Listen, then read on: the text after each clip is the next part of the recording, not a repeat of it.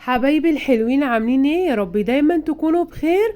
النهارده هاخدكم في جولة في كارفور اللي في محطة الرمل. اسعار رهيبة بجد، الله يكون في عوننا ويرحمنا برحمته. يلا بقى نبدأ جولتنا. ده رز اسمه رز السفرة. تقريبا مكتوب عليه 34 جنيه، وده نوع تاني.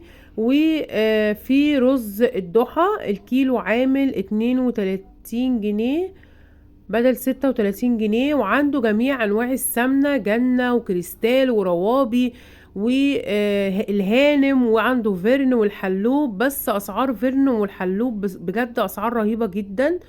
يعني انا اتخضيت اساسا، ما حبيتش ان انا اشوف اسعارهم عشان الواحد ما يكتئبش بجد والله.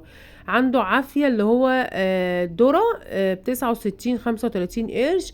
وعنده سلايت، والبيضة دي عاملة 30 جنيه اللي هي الكبيرة.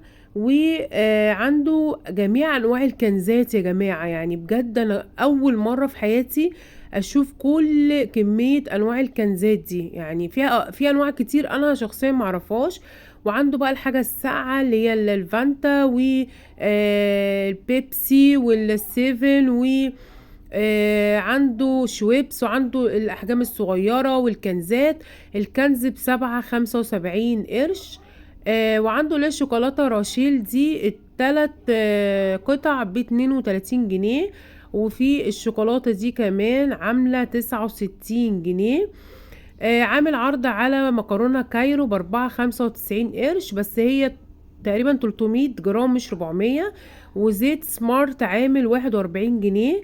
عنده بقى جميع انواع العصاير برضو الكرتونة اللي هي عنده جهينة وبيور. جهينة كان عامل 15 جنيه. ودي حلاوة كده للأطفال، عاملة زي الجيلاكولا. الواحدة ب9 جنيه. جبنة اللي هي بالتفاح الأخضر طعمها مش حلو خالص. ودي برضو مستيكة الواحدة ب9 جنيه وشوية.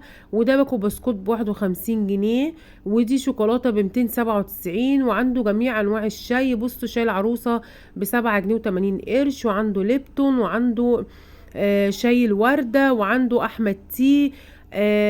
وعنده يعني أنواع كتيرة جدا. دي بقى الحلاوة اللي هي السبريت. ودي حلاوة ب56 جنيه بس. ودي ب79. ودي ب124 جنيه. انا مش عارفة ليه بجد. يعني اسعار الحلاوة بجد مش في بتناول الجميع، اسعار رهيبة جدا. بصوا بقى هي عنده زي ما قلت لكم جميع انواع الحاجات الساقعه. وده بقى اللي هو فتراك النعناع حلو قوي ب61 جنيه. بس فتراك النعناع احلى من النعناع على الليمون. والسكر ب28 جنيه بس، حد اقصى لكل عميل 2 كيلو سكر بس. ودي مكرونة ب9 بدل 10، والكيلو ب24 جنيه. طبعا روجينا اسعارها غالية. وفي السندباد زيت ب37 بدل 44. طبعا بعد ما اتفقعت مرارتي بجد والله وطلع عيني من الاسعار الرهيبة اللي عند كارفور، خدت الولاد وقعدنا في محطة الرمل وجبنا ذرة الواحد ب10 جنيه. وقعدنا قلنا نفك على نفسنا شوية. اشوفكم على خير احلى متابعين، مع السلامة.